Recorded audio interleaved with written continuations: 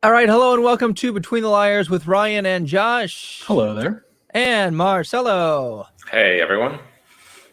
Well, it's good to have everybody back. Today we're going to be discussing how California plans to ban non-EVs or electric vehicles by the year 2035. Specifically, from what we've gathered from the policy, it's looking like they're going to just not allow them to be sold. So how the ins and outs of that take place will be up for debate, but we can talk about different paths and hypotheticals and things like that. And before we get into it, remember that you can help out this channel massively by liking and subscribing and hitting the notification buttons to make sure that you know when we're live so you can chat with us and we can respond to your questions and tell you what great comments you have. So with that, let's go ahead and let's just start with what else do we know about the policy other than the fact that they're not going to allow cars to be sold that are non-EVs? I think one of the highlights out of the announcement is that this is not necessarily recent. It was introduced in 2020 and around September. And this is just when they voted on it and they passed it, right? So it was announced a couple of years ago. And they were like, we might do it, we might announce it. And then finally they're like, okay, we're actually approving it. And this is actually going into effect. But again, this is not like you said, 2035. It's not tomorrow, right? They're not going to come to your house and take your gas guzzling vehicle out of your home. They might, I don't know. Well, knowing these people, right? But in all seriousness, they will not do it tomorrow. It'll just going to take some time, and they're going to announce the total sale of vehicles, and they're not going to be able to. You're just not going to be able to buy them in California anymore past 2035. Yep. And this is a law and a policy decision that isn't like unique to the United States. We've seen whole countries over in Europe take this action. I know France has passed legislation along these lines, although I think they may be implementing their sales stoppage a little bit later than California. But this is, and I like the example that Governor Gavin Newsom used when he was talking about it, of one day we'll look at internal combustion engine cars as rotary phones. That in the long-term perspective of it, this is an inevitable technological process because on a variety of different factors, electric power vehicles are just outright better than gasoline power vehicles. They're more dynamic. They're more responsive to user control. You can have more reliable engine structure. You can have better distribution of power in the machine to allow for better traction and better safety controls on a per wheel basis that you just don't get with any type of internal combustion car. So I do think it is, if anything, it's just the government trying to speed up the technological adoption of technology that will eventually come to be the only technology. The government's just trying to use regulatory force to speed up that adoption. Now there does come a point where we almost have to force the adoption of something, right? Because I mean, even Joe Biden's press secretary has said in the past that if it's difficult for you to get around in a gas guzzling vehicle, then good, you make the switch. And I think that in this case, California is trying to make sure that their citizens make that switch. They don't have a choice, and they have laid it out, I think, to try and, as in like pushed it down the road, right? This is 12, 13 years from now, depending on what part of the year that they wind up putting it into place. And then that's not even going to say that you're going to have these cars confiscated or removed by that time. They're just going to not allow you to purchase them. So my question then is, do we just shift? Are we going to, buy your illegal cars across the border and come in from Nevada then, or are they not? Like, I'm curious how they'll implement this or what type of a change this will actually have. Like overall, of course, it'll pull down the numbers if they're harder to get. But I do wonder like how this will actually see the benefits of less carbon emissions. I think people will be surprised at the amount of other people who are basically happily and willing to take the path of least resistance. I don't think there will, you will have your random crazy person who's like, like, oh no, I love gas. Like I drink gas on the daily. Like I want a vehicle that runs on gas. But for the most part, I believe if you tell people, hey, this vehicle, like Josh said, is not only better for you, it's better for the environment, probably better for your pocket if you account for the subsidies and all of the rebates that are coming with the IRA, then people are going to be like, does it save me money? Most likely. Is it legal to buy? Yeah, sure. Then sure, I'll get it. I don't. Again, I think that the banning of the other car sales is as much of a tactic to incentivize people to buy electric vehicles as much as it is a tactic to incentivize the private sector to start producing more of these vehicles in the first place. Because you have other companies already, like Ford, traditionally making gas-powered vehicles, moving and shifting and taking advantage, obviously, of the benefits the government is providing to develop and make these vehicles cheaper and more accessible. So it's a double whammy, right? Like you get people interested in buying them by basically making those the only ones available. But you also tell the private industry, hey, you should probably start investing in these and start trying to push that. Because right now you have lots of people who are using them already. And California is the largest automotive market in the United States. So just this act automatically forces every single auto manufacturer by 2035 to have a fleet, a selection of electric vehicles for customers in California to be bought. So outside of including the United States as a whole, the number one place cars are bought and sold. So it'll have a significant industry-wide impact of what they're putting their money towards, what they're researching. And with any technology that starts off more expensive and accessible because of that expense, as we get better at manufacturing, as we get more of our manufacturing plants converted over to make these vehicles, we'll see their price drop lower and lower and lower to the prices we see cars being sold at today. If not, depending on what subsidies the government passes or how many of the current automotive subsidies will transfer over to electric vehicles. So I agree. It's definitely that two-factor prong, like Marcelo said. So I understand the two-factor prong. I think there's a second avenue, and this is usually what we've been seeing going. And Josh, you talked about manufacturing. California, let's say that you got your big companies out there that let's say that they've got their largest manufacturing. Everything you mentioned, I think, is conditioned on the fact that they get in line and then they decide, yes, the market, even outside of California, is good enough to truly switch to EVs, because there's another avenue that they could take.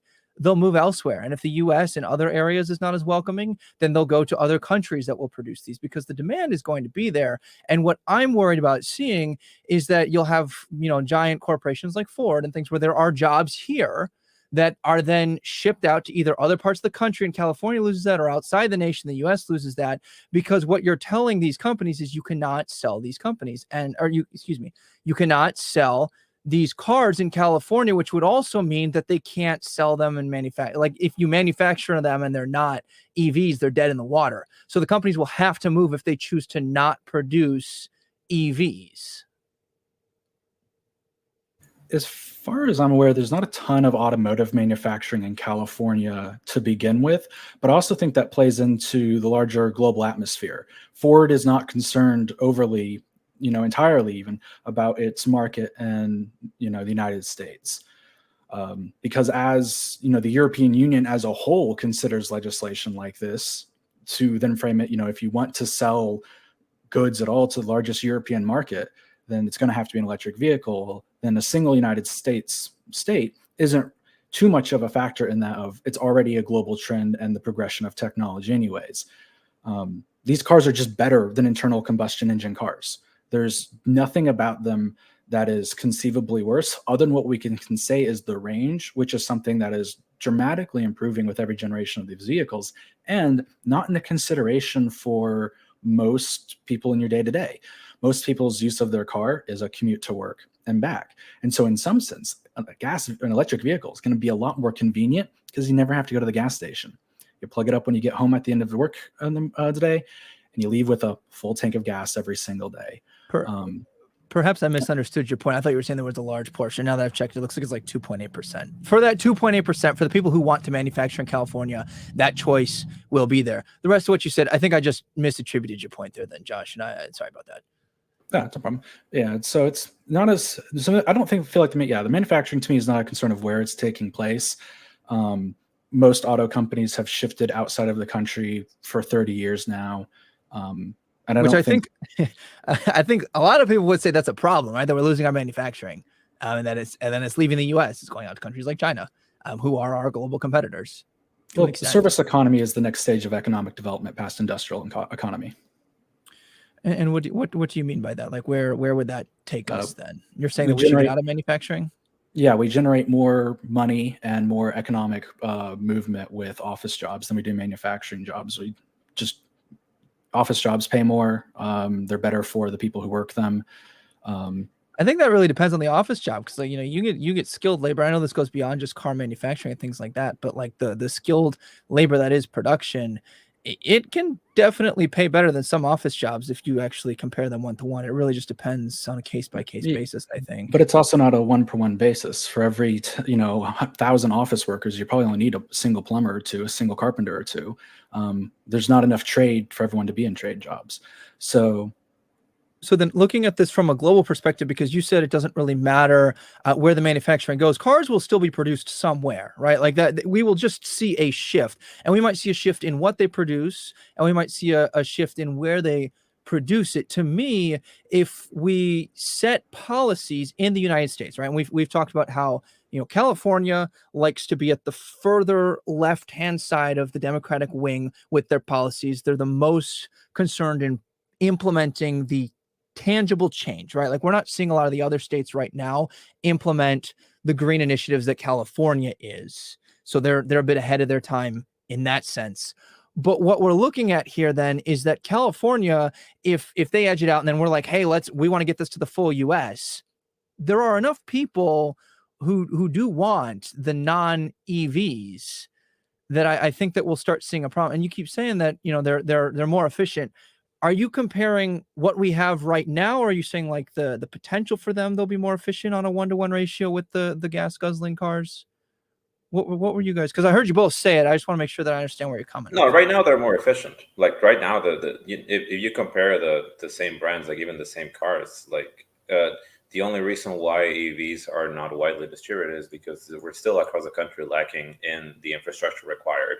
You can find a gas station every couple of miles, but you cannot do the same for many for EV charging stations. And that's fair. We do lack that infrastructure to charge. Yeah, I think but last time I checked the numbers, EVs are more cost effective once you get past the bump of building the infrastructure and getting the vehicle.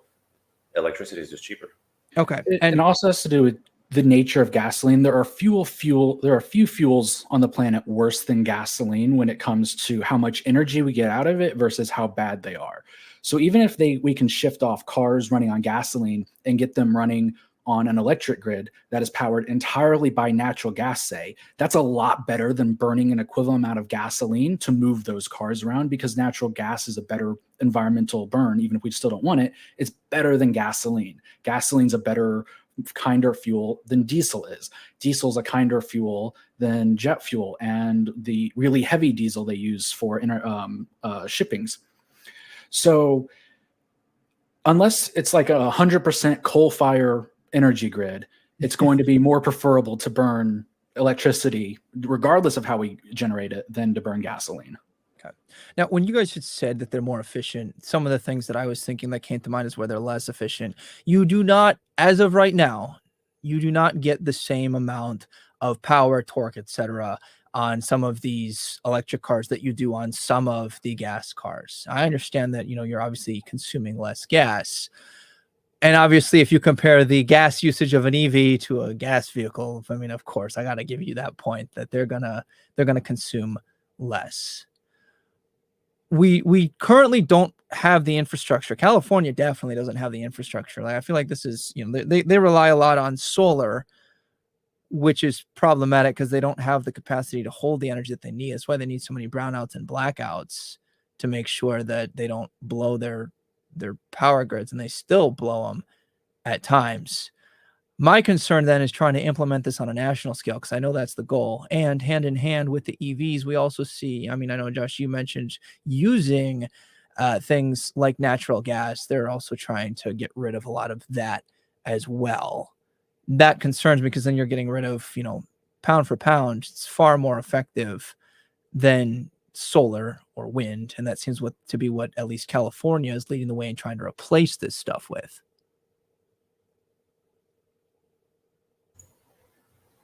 So the problem with the blackouts, like the problem with the concept that the blackouts are caused by renewable energy, is that that's just not true. Like California is not run by solar panels that keep breaking, and that's why they have brownouts. It's that the grid is already so strained, because California's grid is strained like always, and it's suffering droughts and it's suffering like all of these brownouts because of the nature that the infrastructure is not well equipped enough. I think that is the case, considering like with or without the solar panels, this would be the case. With or without the wind turbines, this would be the case. It's the same thing for Texas. When Texas froze last year, this was the fault of many energy. The energy industries there did not take the necessary precautions, and it was not the windmills that failed. It was the traditional oil rigs that didn't just bring enough power to the cities, and that's why in the Texas freeze many people died. Like, this is a problem that is not unique, and it's not even like entirely responsible or entirely caused by renewable energy. It's something that has always existed. But and you're right that it did happen with non-renewable energy in the case of Texas, but that took extreme conditions in an extreme circumstance. We don't see that on an everyday basis. California has literally just been a part of their culture. Oh, yep, you're gonna experience brownouts and blackouts. Are you saying then that if they were to use and supplement more with carbon-based energy, that they would still need those brownouts and experience those brownouts and blackouts? So yes, the short answer is yes. The long answer to what Josh was saying is that if you want to just limit the conversation to electric vehicles, you have to consider the fact that electric vehicles, and even in the amount of energy that they burn, they're more efficient than gas-powered vehicles. That's why Josh was comparing the gas-to-gas thing. Okay. It's because when we talk about, okay, you're using electricity, but what if your electricity is still being generated by a power plant that is being fueled by fossil fuels, is that even then it takes less energy for the EV to run than it would take for your everyday gas guzzler to run, because it burns, it's more efficient in the amount of energy that it takes. So even in the worst of scenarios, which is where every EV in the country, every EV in California is being powered by power grids that are themselves being powered by natural gas, it's still more efficient and it's still better. And it would inevitably cause less of an energy strain.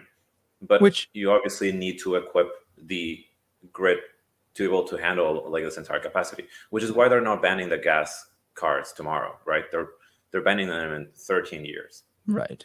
No, and I see what you're saying there as far as the direct comparison. Even if you still, because that is, I think, still a very valid criticism of their system, is that they're still using fossil fuels to charge these vehicles. And what you're saying then is that there is less fossil fuels, less CO2 emissions to charge these, even when we use those, than for the vehicles themselves. I understand that. Now, here's the thing. In a one-to-one comparison that you've presented, you're pulling ahead.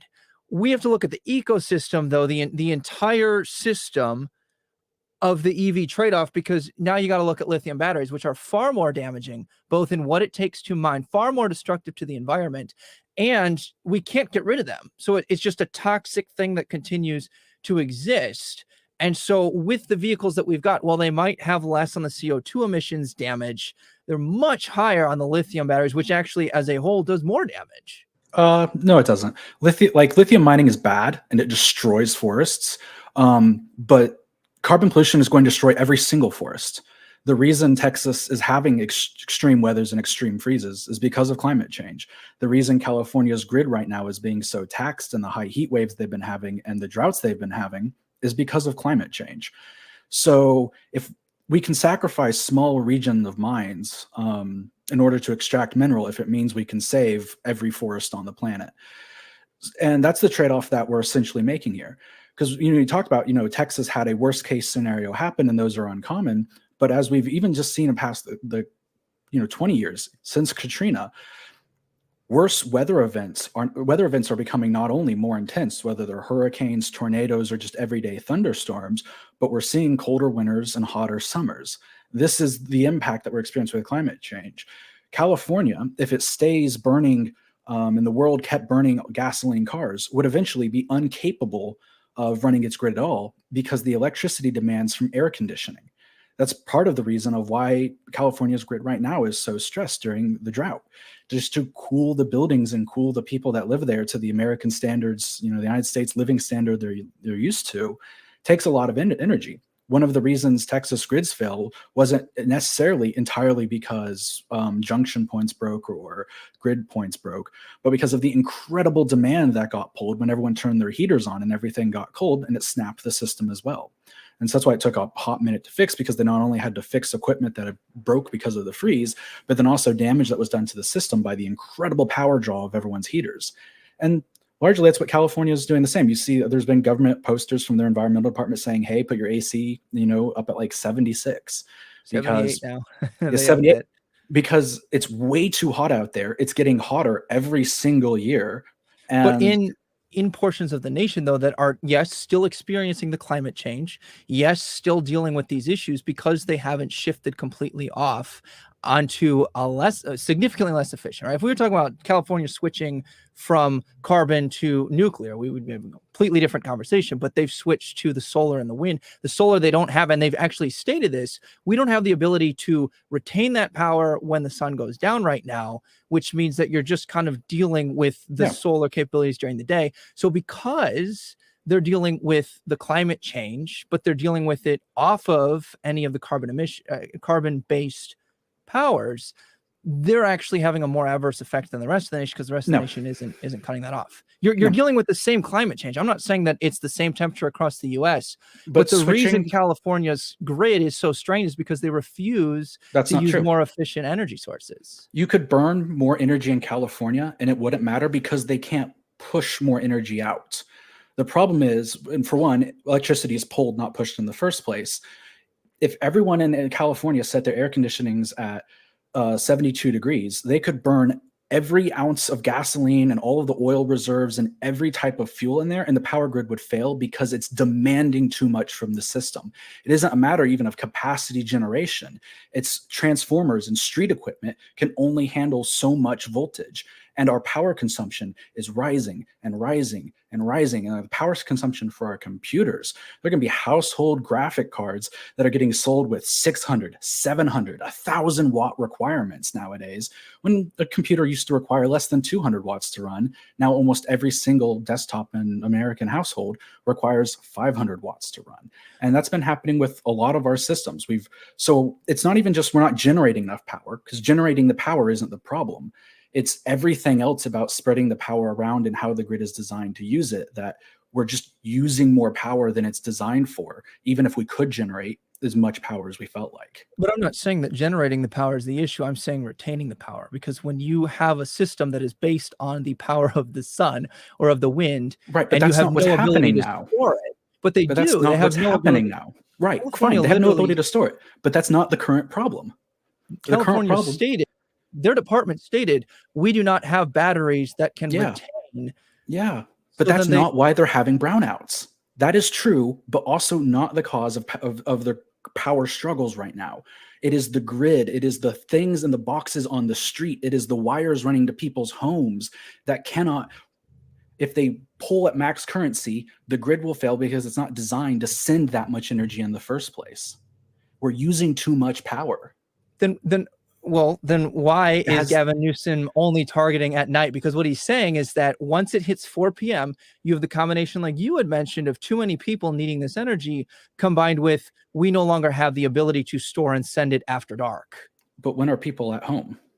They're at home. Well, I mean, during after the evening. 4. Yes. So there's more people. Everyone gets home and turns their air conditioning on. But he's telling them, leave it going. He literally said, blast it in the morning while everybody's here. Blast it all you want up until after 4 p.m. But then you have to not. And if we're talking about, they're stating that the reason that they can't continue to provide not during the day is also because they don't have the power to retain. But like the big picture issue here right now is that we're switching over to what is a less efficient form of energy, in part because they can't store it. I would say don't, but I feel like if they could, they would, as far as wind and solar goes. Yeah, there's no great way of storing power, but that's also why, and we'll see what Massaro has to say about this particular issue as well, that the ban's coming in 12 years and not today. Right. They're giving us some leeway and they're giving us some time, which is why this issue does not extend only to cars, but also to buildings. California also has some, in my opinion, very great emission standards on buildings to make sure that most buildings run on electric instead of running on gas. But those bans are coming also by 2030, by 2035. They're coming later. I don't believe, first of all, I do have a problem with when people like act concerned about the impact that stuff like batteries and other materials used to make the batteries, the harm that it causes to the planet, because while it's true that they cause harm to the planet, if we truly didn't want to cause a lot of harm to the planet, we wouldn't be approving new leases in the Gulf, right? To get more oil out of it, right? I think there's infinitely more damaging ways of harming the planet than producing these batteries, than producing these renewable energy that we need to power our homes. So first of all, I don't really consider that like an actual. It's like I don't think it's worth even discussing. When it comes to honestly. Okay, wait, hold on. Before you go on, sure. Yeah, go ahead. Wait. Okay, so the eco side, right? The green energy side is the side that pitches the claim we need to have basically no harm done to the planet.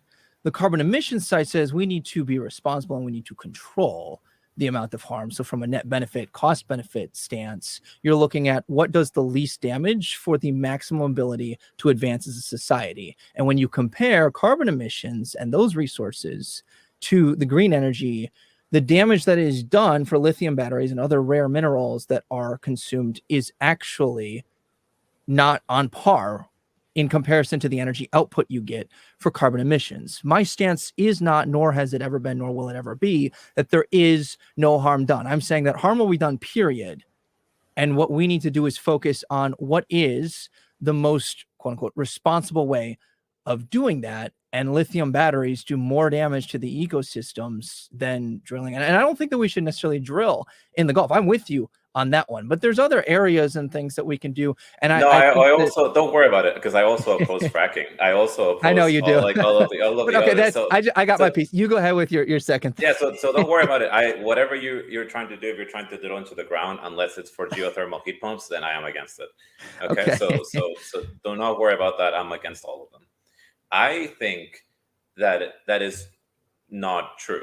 And the science, when you compare the amount of emissions that it costs, not only by nitrogen oxide released out of the homes when you burn gas, by carbon dioxide, but also by methane, which is one of the deadliest and most harmful pollutants that just exist, period, in the planet. The amount of methane, have it be like at least 20 times more harmful than carbon dioxide. And it's been released primarily out of homes and out of cars, mostly out of homes. And all of this is because people are burning natural gas. By the way, a reminder that natural gas is an industry term coined by the natural gas industry to make you believe that this is natural in a way which is not. So we just call it gas here. The gas that has been burning homes and cars is creating methane that is in a big part one of the biggest contributors to climate change, and that is just a fact. And that there is no amount of, you could burn lithium batteries out on the street and you wouldn't cause this much harm. Like it is disproportionately more impactful to the planet than the creation of this renewable energy will ever be. But then is the comparison, the question that needs to be asked is the burning of the batteries versus the burning of the fuel more harmful? You need to look at where the emissions actually take place and where the destruction is done. So if the damage is mostly done in the burning of fossil fuels and the damage is mostly done in the collection and creation out of the rare minerals, then that needs to be our comparison, not just saying you can burn batteries in the street. I think we really need to do a fair one-to-one comparison. So then that's even better, because once you create and once you start producing the batteries and when you start producing the renewable energy materials in order to create the renewable energy, then that's the biggest hurdle where you create the most pollution. But compare it to the upstream, downstream pipeline. It's a literal pipeline that happens with gas. That it happens when they drill it, there's leaks and there's emissions there of methane. When they go through the pipeline, they send it to the city, that's more emissions, that's more leaks. They pump it up to the house, more emissions and more leaks, and then it comes out of your kitchen stove right into your lungs. Like that's even more emissions and more leaks. So it leaks at every point of the way. And so, yeah, no, I believe in, I am happy to say that in everything that I've read and everything that I know that the science backs me up on this one is that the emissions out of burning gas and burning these fossil fuels is much more harmful to the environment overall than the production of these materials that we need to produce renewable energy. One of the problems with the green energy stance is that they want to maintain the same standard of living with energy that is less efficient.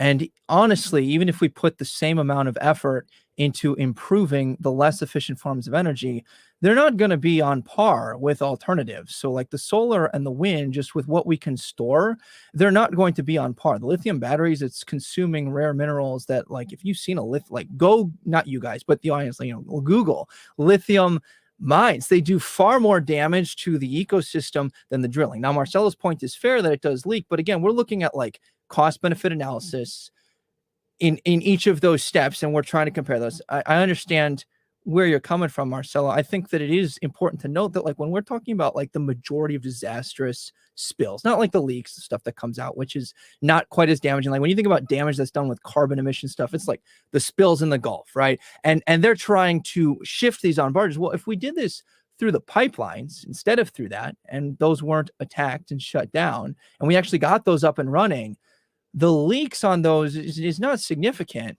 They keep leaking, and they're not stopping those either. They are leasing more and more in the Gulf, and they keep destroying the environment there too. So don't worry, you're still getting your oil out of all those places. Like that is still happening, and the leaks still happen. And you believe me, nobody's like out there bombing the pipelines, right? They're protesting outside. Well, like, their little signs. Like there's definitely some destruction of equipment and things like that that's happened and still continues to happen. Yeah, but nobody's out there being like, we're gonna blow up the entire pipeline, because I'll put it this way: there's more attacks and bombings on the pipelines than we've had leaks on the pipelines. That's, depending on how you define attack, entirely not true, especially when it turns to a bombing. It does defend, but do you see how I'm manipulating that? And that is exactly what happens in these conversations. You can manipulate these things to yourself, because the thing with the net zero type of a perspective is that we want to maintain, and we can't. Like, Josh, you talk about, how much energy we consume. The grids aren't equipped, and I don't really see. We can talk about how we have the potential to invest, if we weren't investing in oil and we made these more efficient. I just don't see, when we're focusing on wind and solar, how we could still have the same quality of life with the same energy supply when it's not able to be stored in the same way that fossil fuels could. It didn't used to be like this either. You're saying that the energy that we use right now is unsustainable. That is, if we were to switch to another type of energy, then we wouldn't be able to sustain the same amount of energy that we use right now. But I understand that I'm also like switching a little bit more topics to buildings, which is my area of expertise. That's fine. But between the 50s and 60s, the U.S. government sponsored and heavily subsidized more than 1.5 million miles of gas pipelines, right? That just were implemented across the country, because you couldn't. Now it makes so much sense, and it's so easy for a house to be built, and then immediately, the pipeline company is like, oh, here we go, and then they just put the pipeline and they connect it to other bigger pipelines, and they connect it to the rest of the grid, because it's just a standard procedure now. But 60 years ago, that was not the case, and that required a lot of investment and a lot of work, and it's work that we understand that needs to happen for this new types of energy, for them to be also viable and also profitable and also easy and accessible to use. So you need an equal amount of government investment that the companies got 50 years ago and are still getting now, in order for us to transition into another type of energy. So this is work that, again, still needs to be done, and you need to put a lot of money into it if you want it to work. Yeah. Well, it's something the private sector is heavily investing too. Here in the United States and China and in the European market, we're seeing hundreds of billions of dollars be reshuffled around towards targeting more environmentally friendly goods and more environmentally friendly business practices. Like, one thing I expect is that our energy consumption will continue to rise, probably at least for the next 20 to 30 years in terms of raw electricity, but then it will taper off and then probably start to decline, because we're also trying to find more power efficient ways to do things, like computing, which is responsible for a massive uptick in our electronic consumption. People who own tens of thousands of computers in an AWS or a Microsoft Azure or a Google server farm are really concerned about what is now being called the performance per watt metric of a CPU. How much calculations can it get done with a certain wattage of energy? Not only because they have to cool these gigantic buildings and all of these processors that are running at like 100 degrees Celsius, they have to buy all that electricity to get these processors that hot in the first place. So with technologies like we're seeing, the increased growth and development of ARM computer processors instead of away from x86, seeing great innovations come in the laptop space. And I think another aspect of this is we're acting like lithium's the end of battery technology. I would earnestly be shocked if in 20 years from now, when we're talking about high capacity electricity storage, if we're still talking about lithium, if we even still have lithium in our phones in 20 years, because we are actively in the process. I mean, developing a newer, better battery to charge your cell phones with, because all of our cell phones use lithium ion, would be a massive discovery. Like a company that could figure out a non-lithium battery that was better than lithium could make trillions of dollars over the foreseeable future, selling that out to Apple and Samsung and all of it, and Google and all of the different phone makers, because a new battery is, very desirable. So we may not even be using lithium come in the future, because it is a okay storage, but it has its problems. It's better than what we used before lithium. It's better than car batteries. Car batteries are much worse at storing electricity than a lithium ion battery is, and we only use them in very specific applications because of that. So that's where I also think not only do we see policy and private sector investments and government investments, like with the Democrats' new climate bill they passed earlier this year, and different global initiatives that are going to start taking more and more effect as governments have been passing legislation targeting 2030, 2040, and 2050 with different policy agendas, that once that becomes in place, then we'll not only see that it's easier to switch, but in the ways in which we're able to store, retain, and generate electricity can be dramatically altered in just a few short years, because there's a lot of things that are going on in research labs right now that will take 10 to 15 years before the consumers are even mildly aware of it. And that's just the way technology works. So we're operating with current technology now and doing the best we can to achieve the minimum environmental impact we can, whether that's our increased use of lithium so we don't pollute the entire ocean and our entire atmosphere, and we only have to contaminate, say, one local region for the mine, or whether it's shifting, 15% of our power grid off to renewable energies that we can use and not have to be as dependent on different types of fossil fuel based generation. Because at the end of the day, there's really not as many climate wise harmful things you can do than just to burn a whole bunch of petroleum products. The bar is on the floor to do better than petroleum. It's really not that difficult because it is shockingly bad. And I think that's, in some sense, when we gotten so normalized to the idea and the very American-centric, car-centric focus we have, where we intentionally make cities unwalkable so people can drive better in them, that the everydayness of cars can somewhat act to hide just how insidious they are when we aren't even realizing it. Josh's hot takes coming in early. Okay, so I want to go back to what Marcelo said about the buildings, because, and Josh, you mentioned this in what the Democrats passed as their climate change bill. If you missed it, check out the Bill Me segment on the Inflation Reduction Act, which then they've since rebranded and started calling it Climate Reduction Act.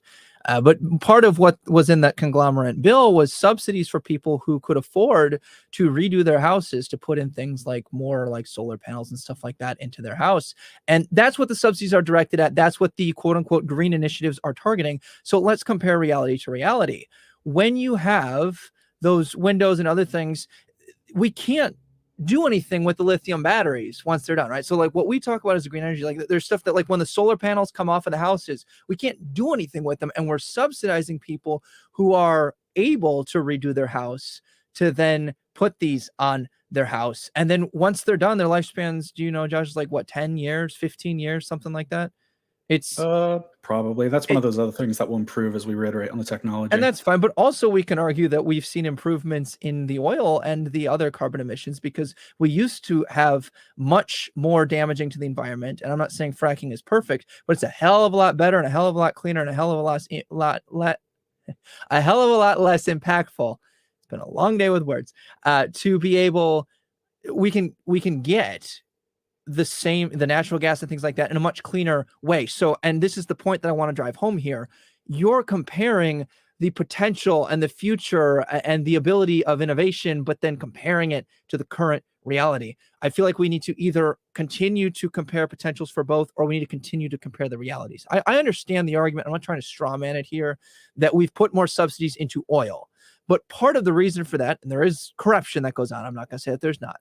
Part of the reason, though, is that bang for buck, the amount of energy you get for the destruction, it is better for more people than what we've currently got for EVs and things like that.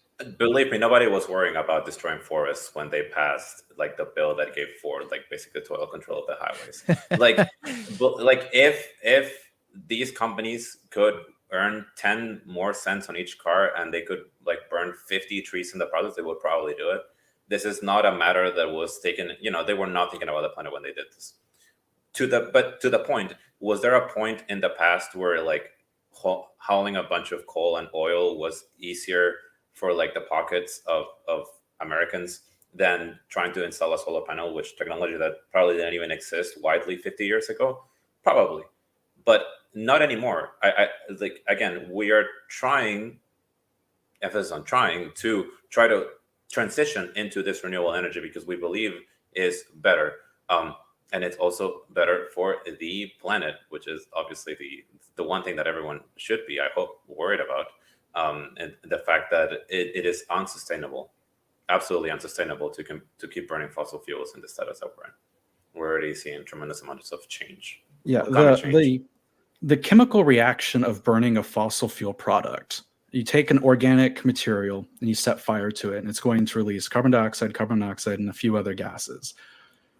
You can capture it. You can try and do some things with it. You can run certain processes through filters, but there's no getting around that chemical reaction of these carbon-based materials burning left to where they are. Even if we could take and make our current carbon emissions magically 30 or 40% better, the planet would still die. It would just push it off a little bit further. Marcelo really hits home with the point that there just is no sustainable future for human life and civilization on the planet Earth and our continual use of fossil fuels. It will kill us. There's no getting around that fact. And it's already killing a lot of us today, and we just don't quite realize it yet. Before we go to hot takes, I just wanted to thank you for mentioning the rebates and the tax credits 25C and 25D. If you are a homeowner and he knows the items, and you would like to enjoy these tax credits, they're available now, and they will go even bigger on January 1st, 2023. So 25C is for all rebates and of making your house more energy efficient, and 25D is for the solar panel. So thank you, Ryan, for mentioning that. Yeah, well, I wouldn't take that as too much of a win because it depends on two factors here. Number one, that you have the ability to own a house, and number two, that you have the ability to renovate your house. A large chunk of the population doesn't have that. So I'd like to point out that what Democrats have passed is something that still benefits the fairly wealthy people in America, including themselves. So, I mean, I don't see this as a win for as many people as the Democrats would have you believe. But we're going to change gears, but I do want to, there's a lot here. We didn't even hardly scratch this. I mean, we're just zooming through all of this. What final thoughts before we go to hot takes, Josh and Marcelo, do you have on this topic before we get on our soliloquies? I would say change takes time, especially when it deals with significant infrastructure pieces. It took us quite a few years to complete the Eisenhower interstate system. It took us quite a few years for the Civilian Conservation Corps projects to pan out and be beneficial when FDR was doing that. It took quite a few years for the Tennessee Valley Authority to be a useful thing for the people actually living in Tennessee Valley. But now it's responsible for about 45% of energy consumption that goes on there. So policy doesn't happen overnight, and this isn't a plan that's expecting to happen overnight. There's even smaller, milder goalposts that are in this piece of legislation that California is reviewing. And we already have deadlines like that. So small incremental changes is how infrastructure change happens, because there's 330 million of us, and that's a lot. And so it takes a lot of effort to build resources to serve that many people. Marcelo, anything final before we go to hot takes? Go to the Department of Energy's website and contact your local state energy office to know when the rebates will be available. Perfect. All right. Well, we'll be right back with our hot takes. Remember that you're listening to the Central Hub for Political Discourse. All right, Josh, if you want to briefly give them the membership announcements. Yeah, you can join our membership program and support what we are doing here, which will also get you access to our behind the scenes recording. When we do live recordings, we're usually on 10, 15 minutes, depending on our schedules.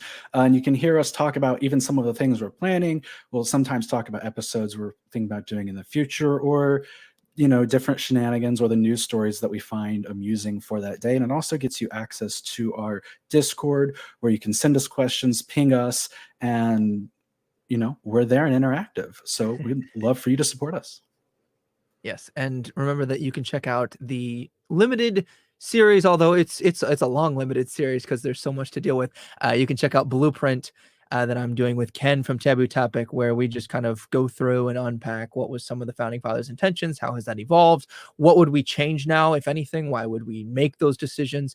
And then at the end of this series, this will be the fun part, we're actually going to propose our own constitutional thing, our own amendments, and then put it out to viewers to ratify. I'd also love at some point to go through some of these issues with Josh and Marcelo and just hear the non-conservative, non-right-leaning perspectives on some of these things. And Ken and I have had a difficult time as is reaching agreement. So I can't imagine what it's like with a bunch of people with even broader perspectives. You don't want my thoughts on the founding fathers. That you do not want me to say those live. No, not the founding fathers, but the key issues. We're dissecting the different branches of government. All right. Well, we'll go back to our hot takes and we'll let Marcelo kick us off. There's so much to say. Viewers will know this is my favorite topic, talking about the thing that will kill us all in a few years. I will just say, maybe I'm just repeating Josh's points right now, but it's basically, yes, you are making this law. It's not tomorrow. It's in a few years. It's going to take time. They're also not the only thing they're doing. They're also putting a lot of more incentives for private corporations to switch to building more electric vehicles. They're also building more EV charging stations. They're also doing the same for buildings. They're doing the same for a lot of other industries that together, hopefully, will get the grid ready for not even for the next 10 years, but maybe for the next 5, for the next summer, probably, because they're already so strained and they're having such a hard time trying to cope with the energy demand. I'm very positive on this. Not the only state that's doing it. New York also doing great. DC passed a very similar law for buildings over the summer. It's very exciting stuff. I can't wait for these governments to finally actually do something. And if you are in a Republican state, I would say don't worry, because nothing like this will probably ever pass there, at least not while these people are in office. So just rest easy, and we'll just let the rest of us take the reins. But yes, the planet's dying. There is no viable path for the future for our species with fossil fuels. So just keep that in mind when you're trying to compare the pros and cons. All right. My first hot take, brownouts and blackouts are the result of poor planning and poor leadership. I think that we saw in the case in Texas, they didn't plan for things. They made assumptions that they shouldn't have. They dealt with climates that they shouldn't have. And it's just unfortunate all around. But in California, we're also seeing same instances. There's a over commitment to less efficient forms of energy, which I do understand Josh's point that there are energy grids and stuff that maybe can't put out more power. And I'll assume that that's true because Josh knows more about the electrical stuff than I do. But even going off of that, why aren't we investing more money into things like that then? Because I think that if we could find ways to make those power systems and grid systems better, then we would see a greater change that would also not decreases people's quality of life. So any of those brownout blackout issues in any of the states, I would say, can pretty much be summed up in either poor planning, poor leadership, or both. And California has been suffering with those a lot. And I think that is in part because of the leadership of Gavin Newsom, of where he is steering that ship. I would also say, secondly, that this, whether it's EVs or housing stuff, like that's the main two things we've talked about, it's not addressing the key issues. Like, we're still continuing to invest in what is objectively less efficient forms of energy. If we were talking about other forms of clean energy that were not solar, that were not wind, then I would be changing the way that I address this. But because that's where California is going, specifically in this legislation, it's not addressing the key issue. Wind subsidies, solar subsidies, especially if they're not increasing the grid, they're not addressing what is the core problem. If Josh is saying that's the core problem, then we're not addressing that with the EVs here. And I would argue they're making the issue worse, because you can even charge your electric vehicle in California if you're a citizen. It's because it's reserved. Now, they create exceptions for their government officials who, quote unquote, need to get places, but they're telling citizens at this point, they're not enforcing it yet, but they're saying, yeah, if you can avoid charging an electric vehicle, don't do it. So, you need to find alternative ways to get around. And they're also crippling the quality of life. People having to keep their thermostat at 78 degrees, a terranium level of heat and humidity. And they're not addressing the core issue there, telling someone, let's switch to EVs, and then you can't charge your EV or use your EV. It's not addressing the key issue. And then lastly, I would say that it is a false premise that is overconfident. It's overconfidently presented by the Democratic Party right now, is that we can switch to our current proposals of green energy and still maintain the quality of life. I understand the argument can be made that things evolve, but that cuts both ways, which makes it kind of a moot point. And right now we've got better forms of energy for, in many ways, less damage to the environment than we see for the same amount of productivity when it is applicable. You're seeing trade-offs here. And I think that we would really need to drastically change the quality of life that we have. And I don't think that we will. I don't think that, and so for the Democratic Party to be presenting this as you can maintain this and not have to change your lifestyle, I think they're misleading. And I don't know if that's deliberate or not, but I truly think that we would need to drastically change our lifestyle. Josh might come in and Marcelo might say that, that's what they prefer. I think that if that's what you prefer, just be aware that that's probably what that would take. And I would say this lastly about the Green Initiative. It takes the disingenuous approach of comparing the flaws of the current system to the possibility of an idealized future. Most of the arguments made today in favor of this is, well, it'll continue to evolve. It sucks right now, but let's subsidize it and get going, blah, blah, blah, blah. That at a point becomes a logical fallacy, because you can't look at a system with its flaws and say, that means throw it out, and let's overlook the flaws of the current system. I think we need to be approaching this with eyes wide open on both sides here, as far as the electric vehicles and the green initiatives, as well as what takes place with the carbon. So to start off my hot take, like I do every time we talk about the climate, position number one is climate change is going to kill us all.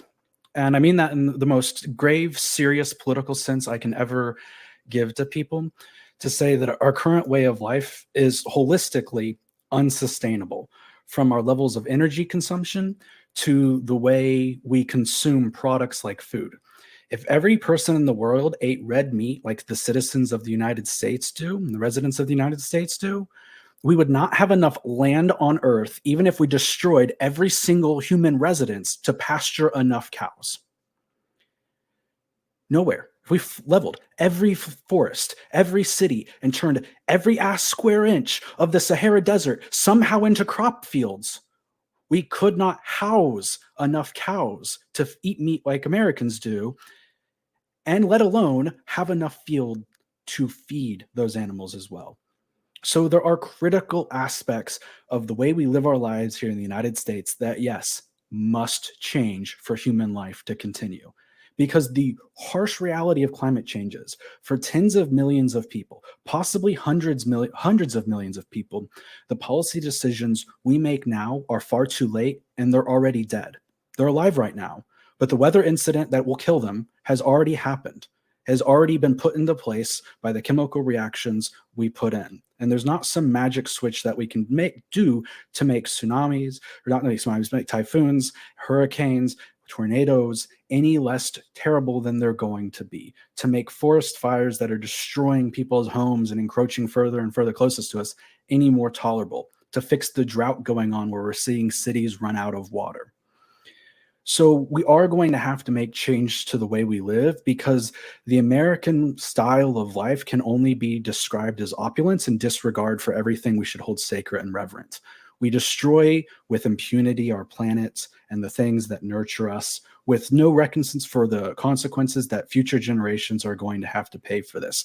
At worst case scenario, you get people like ExxonMobil who knew they were killing the planet and then started disinformation campaigns in the 70s and 80s to prevent the public from finding out about that. No different than when corporations campaigned that cigarettes were good for you in the 40s and 50s. Corporations aren't our friends, and they will make as much money as they can and build their rich little bunkers and leave us to die, like they did with the Ford Pinto, when they knew there was a critical design flaw with it, that they knew people were going to burn to death. And Ford had a patent and had the machines to change the car and make it different, and didn't, because it wouldn't have been as profitable. 500 people burned to death, alive, because it wasn't going to be as profitable for Ford.